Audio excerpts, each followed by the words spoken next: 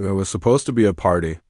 10 years of building, 10 years of marriage, living and prospering. Camille had picked out the eatery on her own. LeBlanc, dessert of place where linen was used to display the wine list. The menu didn't bother to list the waiter's cufflinks. Costs. She was dressed in a modest yet sophisticated navy blue sheath dress. Her with silent strength in each stitch. Andre, his husband, was dressed in a dark suit. They entered the lobby holding hands. Bright, prosperous, and filled with pride. But they were invisible, or worse, to the hostess behind the marble podium. Undesirable. Name? Without raising her gaze, the hostess inquired. Reservation for 2, 7 p.m., his Andre answered in a forceful but composed tone. A moment occurred. A spark in her eyes, followed by a tight grin. We apologize, but nothing falls under that name. Camille's eyebrow went up. This morning I got a confirmation email. After tapping the screen, the hostess shrugged. Tonight we're totally devoted. Her voice was abrasive, final. A pair of white people entered just after them. No wait, no reservation. The hostess illuminated, beckoned them in without inquiry. Camille caught sight of it. Andre caught sight of it. As obvious as the chandelier above them was the untruth. Camille moved forward. Is there a manager we may talk to? The same phony smile appeared on the face of a man wearing a fitted blazer. Is there a problem? With steel and sugar in his voice, he inquired. Camille said their name again, shown the email. The manager didn't look at her phone at all. Rather, replied, leaning forward a little, this place has a reputation to maintain, possess. A specific customer. Andre remained erect. What do you mean by that? Let's not escalate this, sir. I'll ask you to leave now. Security will escort you if needed, the manager said with a dry laugh. That moment was piercing. Embarrassing and public, Andre's jaw remained locked. Camille's eyes did not blink, they did not yell, did not beg. Instead, they stood motionless. As the room feigned indifference. Watch. The maitre murmured something over his microphone as they turned to go. Security came over, but Camille, not here, he murmured, merely touching Andre's hand. Not yet. The staff was unaware that the couple they simply Andre Hayes wasn't a guest at the posh dinner. He was the man who ejected weren't just any black couple out. Funded the foundation that this restaurant franchise was built around. Camille, the federal civil rights lawyer whose name made business executives sleepless, and what began as a dinner snub will shortly, the reason it exploded into a national controversy was not because they yelled, but rather because they were about to serve. Justice, quiet, icy, and unforgettable. The valet gave the keys to the customer with a tight smile, not realizing that he had just seen his employer's proprietors go without saying anything. Andre and Camille drove away silently. Because there was too much to say, not because they were at a loss for words, didn't need to be said. The city skyline behind them hazed in the silence of their Mercedes like after a disastrous concert. A courteous curtain fell, and 15 minutes later, they pulled into the Andre pressed the remote control. Lights flickered on, and the steel gates swung open in their River North condo's underground garage. Closed behind them. Camille didn't press him, and he untied his tie without saying anything. She recognized that expression, which was half anger and half constraint, that he wore when banks questioned his income in spite of his portfolio when investors thought he was the partner's assistant. Tonight, however, had gone one step further. They had been wiped rather than simply rejected. Kicking off her shoes, Camille went upstairs and poured 2 glasses of red wine, passing one to Andre before sitting next to him, legs tucked beneath on the leather couch. I told you something wasn't right about that place, she said. Andre didn't respond immediately. He gazed at Thescaline for a long time. I then provided them with seed funding of $6.5 million. I had faith in their pitch. Minority-owned vendors, inclusive vision, and sophisticated elegance. I even assisted hire the original executive chef. He looked at Camille, however, that vision was eventually transformed into something else. With calm eyes, Camille sipped her wine. You thought the system could be changed by the money. That if you created something extraordinary, it would surpass their prejudice. However, money cannot eliminate unconscious bias, darling. It simply buried it behind reservation books and tablecloths. He gave a gloomy laugh. What's ironic, you ask? They issued a news release regarding diversity measures last year. Do you recall that? I do, said Camille. They threw a banquet in support of underprivileged kids. None of them could afford to return for another meal. With his fingers steepled, Andre leaned forward. I made an investment in Lave Group since I was looking for a fresh model that included potential as well as good eating. A chain that didn't serve senior citizens or outdated biases. Tonight, however, demonstrated something. Those principles don't spread if you're not there to witness every fall. Camille's face became angular. This goes beyond simply dismissing you? This relates to systemic actions. A glitch did not lead you to be rejected. Someone profiled you. Refused because someone's snap skin tone, not status, is the basis for judgment. Andre gave a slow nod. Racial profiling ain't a tuxedo, that's right. With a subtle passion building in her voice, Camille added, and you know what that means. It's not just offensive, it can be done. She grabbed her laptop. Andre's eyebrow went up already. I have nothing to file. Not quite yet. However, I would like to view the complaint files.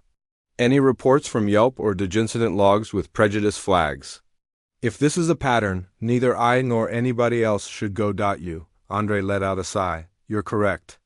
But if we go public with this, we're not going public yet, Camille remarked. Let them speak. First. Allow the quiet to consume them. Andre grinned a little. She grinned. That's why I married you. Along with I am able to cross-examine a CEO while wearing a blindfold. Camille looked through public data and case logs. For the next hour. While Andre accessed his investor site and retrieved internal documents. Notes, service ratings, and nothing explicit in operational reports. However, a pattern began to emerge. Grievances about therapy of certain clients. Disproportionately high cancellation rates for names with Latino or Black sounds. 1A diversity training session that had been deprioritized due to financial constraints was even noted in the file. This isn't a coincidence, Camille whispered. Andre scrolled down and saw that something was embedded. The minority was dropped. Last quarter's vendor contracts were attributed to supply chain efficiency, but the PR banners promoting inclusion were retained. Camille raised her head. We are examining more than just discrimination.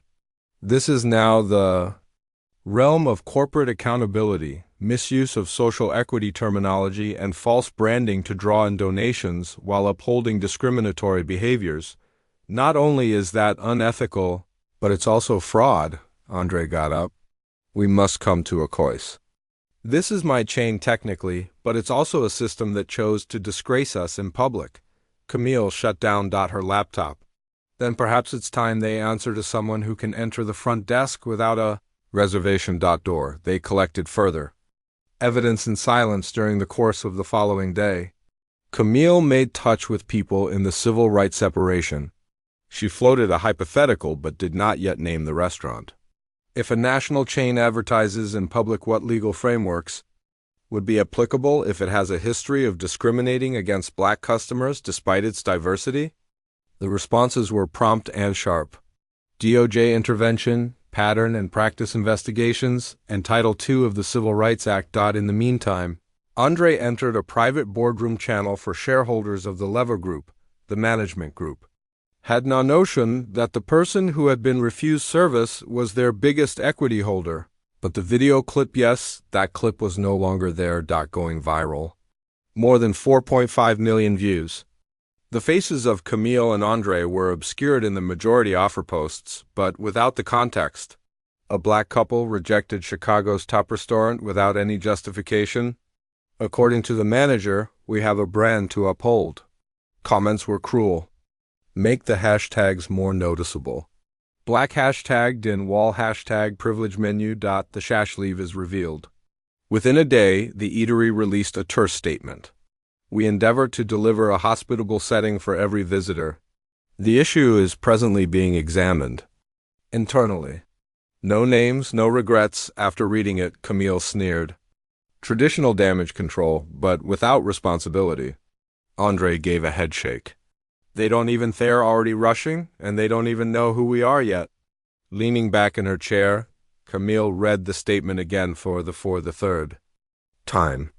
You'd think with all that PR money, they could afford better damage control, she said, as he read over the messages on the investor board.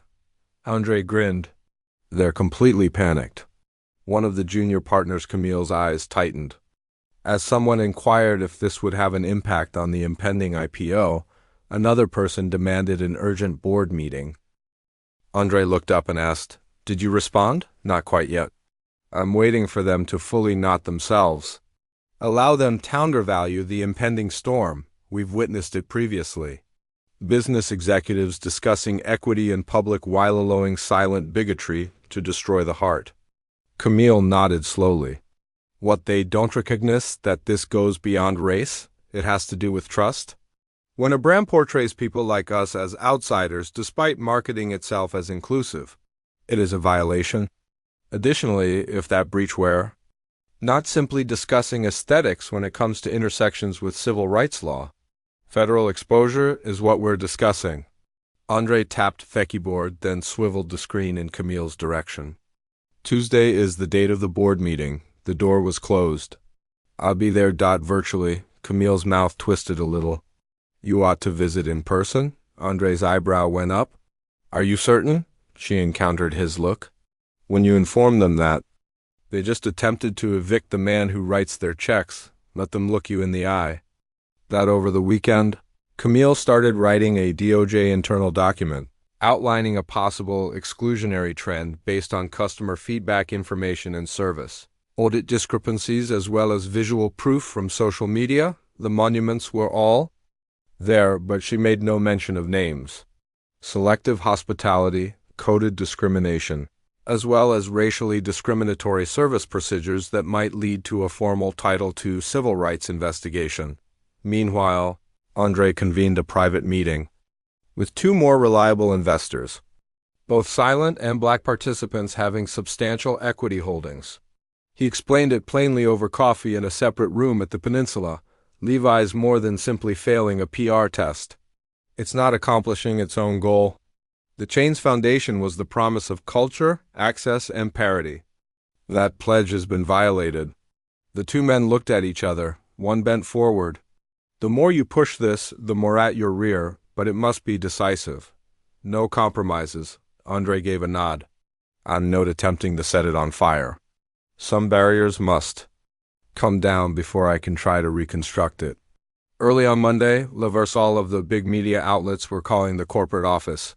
Forbes, CNN, BuzzFeed, and the New York Times, they are all posing different versions of the same query. What regulations exist to stop guests from being treated unfairly? The communications team at the chain released a follow-up statement, more hurried this time. We sincerely apologize for the miscommunication and are dedicated to putting new diversity training procedures into effect right away. Camille went over it, firmly stated, They're still calling it a misunderstanding. That's not accountability, that's spin. Andre looked over his shoulder, he looked at his watch. The realization struck. They'll try to minimize it until they realize who was in that lobby. Similar to a brick. Andre showed up in the left boardroom in Chicago the next day on time. At 10 a.m. when he entered, the executive team froze. A few I just knew him from investor decks. Some others didn't even recognize him, yet the chairman, who was dressed in a high-end suit and had silver hair, got up to shake his hand. Too formal. According to the chairman, Mr. Hayes, we didn't anticipate you in person. Andre sat calmly. I didn't want to challenge your presumptions more than absolutely necessary. There was an awkward quiet. Andre handed a folder across the table from his leather bag. Before we start, I want to make a clarification. My wife, Camille Hayes, and I were the pair in that widely shared video United States Department of Justice Civil Rights Division. One man's mouth opened and closed, distinctly pale. Andre did not recoil. You did not uphold these ideals on which the brand was built. You let down your clients, your investors, and your mission. And you did it with such confidence and reflexivity that you didn't even stop to consider your own prejudice. The CEO made an attempt to talk. We didn't know for sure. Andre interrupted. That's thy Sue? Because we didn't meet your profile of who belongs on the site. You were unaware of it and didn't want to investigate further. In this place, it's more than just subpar service. Structural bias is that? Furthermore, that prejudice is costing you more than your reputation right now. Legal attention is being paid to it. The second folder he slid over. It's a formal. The Department of Justice has opened a civil investigation into discriminatory practices in luxury places for hospitality. The initial review is naming Leva Group. Nobody said anything. Andre got up. Our legal counsel will be following up with you. However, this is what I want you to know. This isn't retaliation. The adjustment is here, and it's time for correction, gentlemen. Camille waited in the car again, hands folded across her lap. She raised her head from the phone. How did it go? Andre let out a breath. Similar, like entering a haunted room. She grinned. Excellent. Let's now give them penalties and bring them back to life. By the ripple had become a riptide by Thursday. The executive inboxes of Lever were overflowing. A number of vendors asked to have their contracts terminated while their reputations were examined. A significant hospitality financial firm declared that they were reassessing their exposure to discriminating risk. The press pressed harder. Customers used the hashtag #HatchedMenu of exclusion to submit boycott videos, criticizing the brand for promoting a high-end experience for the wealthy. A woman posted a genuine caption, $300 steak, free racism. However, Camille had never made a public statement, and the rumors were amplified by that quiet. Social media pleaded for information about the identities of the couple in the video. Camille discreetly met in a secluded briefing room with two senior DOJ officials in Washington. She presented the documents highlighting racial disparities in guest service. Background, internal training memoranda, coded terminology, and staff behavior patterns. The senior counsel looked up after reading the first page. Regarding the investor relationship, are you certain? Camille gave a nod. For the past 4 years, he has been the biggest shareholder. An official's eyebrow went up. Additionally, they failed to recognize him.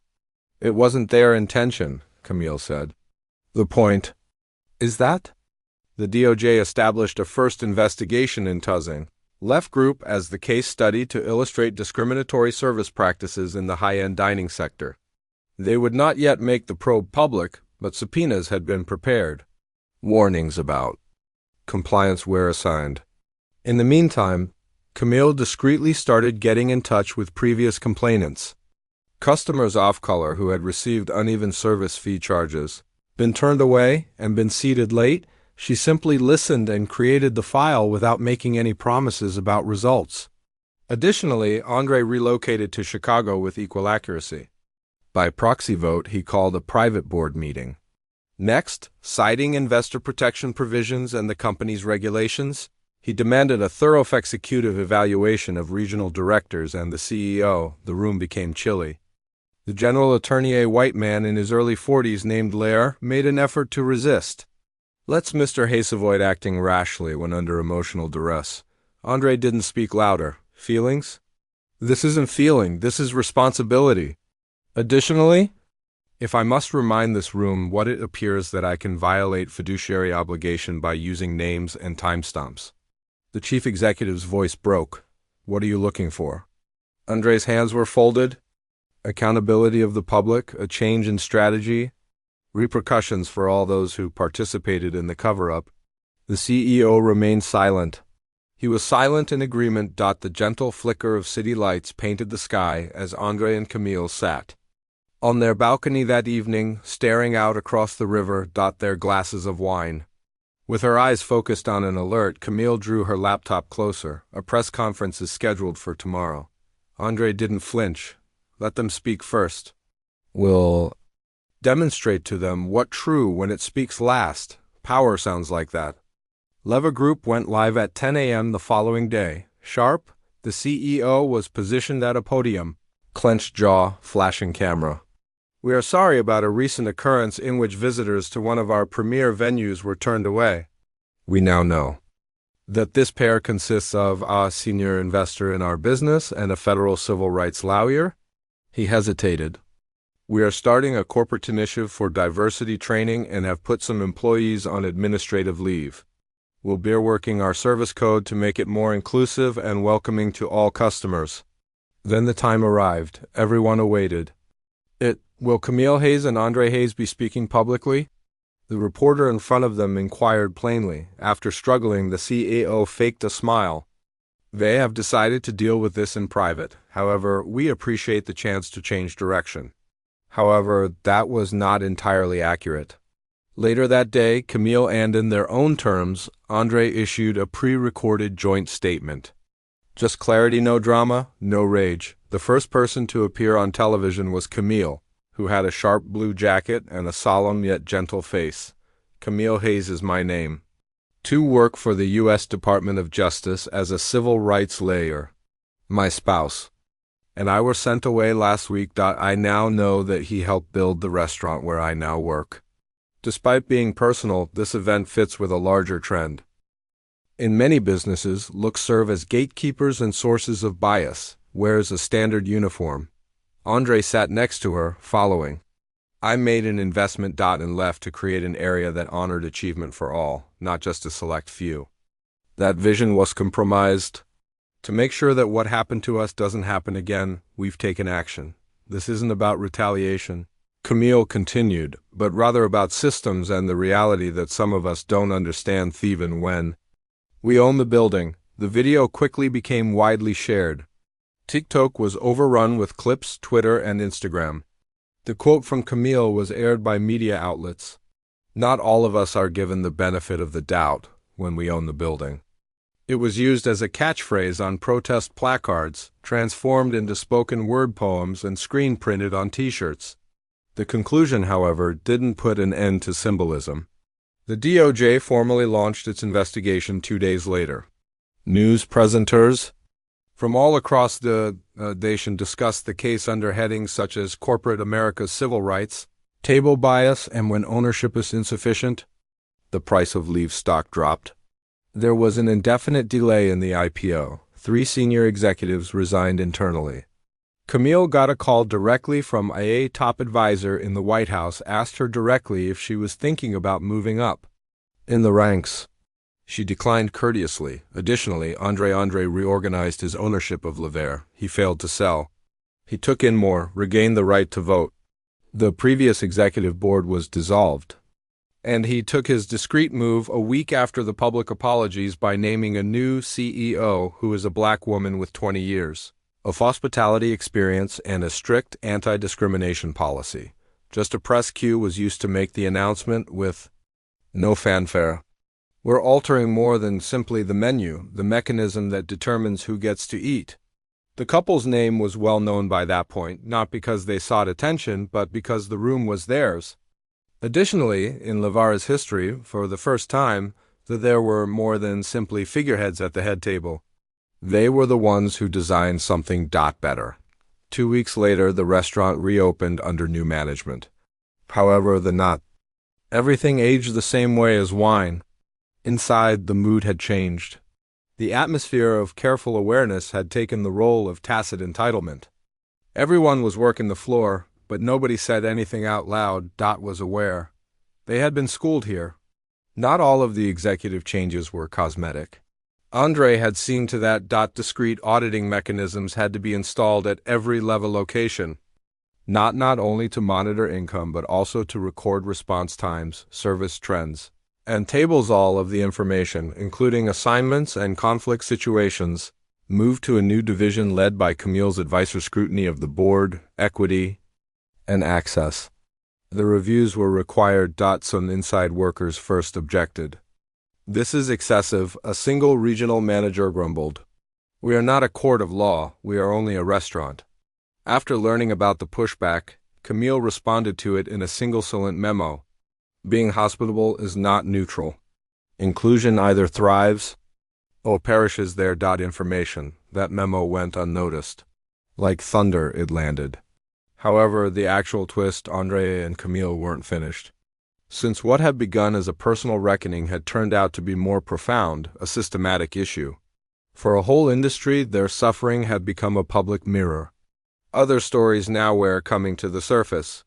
Rooftop brunches turned away black families. Extra ID was requested by Latina mothers. For card checks, Asian American professionals were chosen at random. Numerous microaggressions concealed under well-polished edmonists and happy faces. The story sat with Camille. She didn't simply glance at them. Line by line, ache by pain, she read them. Next, she made a meeting at the Hayes Foundation, a charitable organization she and Andre founded, rather than at Doja had been subtly financed for years. The boardroom was packed.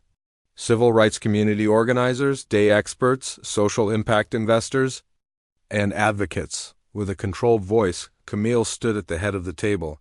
Our experience wasn't the only one. It was only open to the public.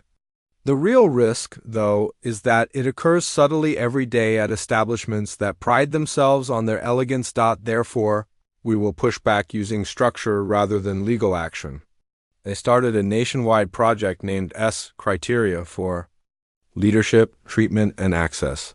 It was an optional certification for luxury restaurants, lodging facilities, galleries, and high-end stores. Companies that claimed to serve everyone now needed to demonstrate it through staff interviews, audits, anonymous testers, and guest reporting on demographics. The rollout garnered media attention. A feature was published by Forbes. Camille Hayes is redefining what it means to be a luxury host. CNBC invited. Not everyone applauded when Andre introduced a panel with the headline, "When Investors Become Activists, a New Era of Equity." A significant hospitality group released a statement declining to participate. "We oppose the politicization of theatening experience." In response, Camille said in a podcast, "To demand equality is not a sign of politics, treatment. The idea that you shouldn't be degraded due to your skin tone isn't contentious." What is the remark? Political is pretending exclusivity equals excellence. Went viral for 2 days in a row before the governor of Illinois, who had been mute during the turmoil, made a phone call that neither of them had anticipated. They agreed to meet in secret. Without the media. The governor came right to the point inside the state capitol. "You've exposed something big, bigger than this." Camille cocked her eyebrow. "One chain. There's momentum. People are listening." "What if we backed SLT at the state level?" "You mean make it a law?" "Start with incentives like tax breaks and public ratings, and see where it goes from there," he continued. And Camille didn't say yes yet, but they both understood this after exchanging glances on the way out. Larger than a table now. This was about power once, and who gets to belong does not return to sleep after being awakened. Within 60 days of the SLT launch, more than rather than out of remorse, 100 establishments applied for evaluation in order to survive. The public had changed. Reviews had expanded beyond food, diners were now filming everything, and the time it took to Beatty Invisible was now seated, who was ignored, who was given water first, and who was made eye contact. Left, it had become the ultimate standard for redemption, and it was measured. A modern brass plaque was now placed close to the door of each of its eateries. SALT-TC certified, confirmed, included service setting. It was more than just branding. It was a message. We're working and we've been humbled. Andrew carried out unexpected walkthroughs in casual attire, occasionally by themselves and occasionally with Camille. Employees no longer looked over his shoulder. They called him by name, not because he asked, but due to a shift in culture. At his request, each employee completed not quarterly workshops based on behavioral accountability and unconscious bias, but only basic DEI training results. The employment, not the training, was what shocked the public the most. Andre had subtly changed the ownership stake to include frontline staff, including servers, cooks, and hosts. Become minority owners in a new inclusive ownership model, which in and of itself made headlines, was refused a table allowing the employees to construct their own. It was examined by business schools and discussed in PODCAS. Camille stayed anchored despite the fact that college students wrote essays about it. She reminded the media that this is a rectification course, not a victory lap, and that we are not finished because the reckoning had arrived at Washington's Capitol Hill, where a congressional subcommittee on economic equity asked Camille to testify. She did it in a composed, non-performative manner without rage. The issue is not that prejudice occurs, but rather that it occurs covertly, courteously, and institutionally. We've been trained to compete for diner seats, but what if weltered the table itself? A New York congresswoman leaned forward. What? Do you suggest we do that? Without hesitation, Camille said, by linking access to consequences. Transforming equity from a moral afterthought to a financial metric, and by reminding all industries that the room went silent. And the video went viral, yet even if they might be the ones signing the lease tomorrow, exclude today, the public took action after policymakers deliberated. And the Hayes Foundation published a toolbox for equity audits organized by the community. Local organizers utilized it to carry out quiet assessments at shopping centers, hotels, and spas. Some reacted enthusiastically, but others weren't. A high-end apparel chain wanted legal action following their detection of discriminatory fitting room practices, and their solicitors asserted that the audits were, "So is your treatment of our bodies in your stores." Camille's response was one sentence, subjective and slanderous. Within a week, they gave in, and Andre began constructing something new, not just eateries. A full-scale BIPIC chefs, designers, and hospitality professionals can get funding and coaching through the Equity Hospitality Accelerator. Proprietors. Not a grant, a partnership. Possession of space, menus, and aesthetics. He introduced the first group of 10 young entrepreneurs, each with a unique idea and 6 figures of startup capital. We're not fighting for scraps at someone else's table, Andre said simply as the announcement came to a close. We're constructing our own. It was a generational decision rather than only a business one. Additionally, the program's first restaurant opened 6 blocks from the spot that initially turned him on. Distant. The new location's name requires a reservation. However, since those who had previously been disregarded by the system were now defining it, the meaning had evolved. Camille walked folded white tablecloths, jazz playing softly, artwork by local black artists, and the softly illuminated room on opening night the walls were lined. A hostess grinned and remarked, "Mrs. Your table is ready." Hayes, Andre raised an eyebrow when she glanced over her shoulder. "No security needed tonight," he laughed. "For the old methods only," Camille grinned. They saw a familiar face coming as they sat down. A young Manuel, now wearing pants and a stylish vest, had previously been a busboy at Lef. He grinned proudly, saying, "I'm managing this location now, thanks to the foundation, thanks to you." Camille reached for Andre's hand across the table. They didn't require media attention, cheers, or another headline. Already, the response was occurring subtly, slowly and forcefully. One company, one rule, and one seat at a time. A breeze slipped through the open window, causing the candle on their table to flicker softly. Across the boss nodded politely, not out of obligation, but because Hay got it. The sort of comprehension that resulted from more than just instruction. It resulted after deciding to change with the world as it changes. With her fingers, Camille touched Andre's hand. They were silent for a moment. The sounds of the outside world, the legislative drafts, interviews, and headlines all waned. In this, there was just serenity and quiet in space. Andre glanced down at his drink. 10 years, I said. We made a complete circle. Camille grinned. We drew a new one instead. Silent yet unrestrained, they both chuckled. Beyond Thea, a bunch of high school kids wearing matching debate team jackets walked by the eatery. One stopped at the window, identifying Camille.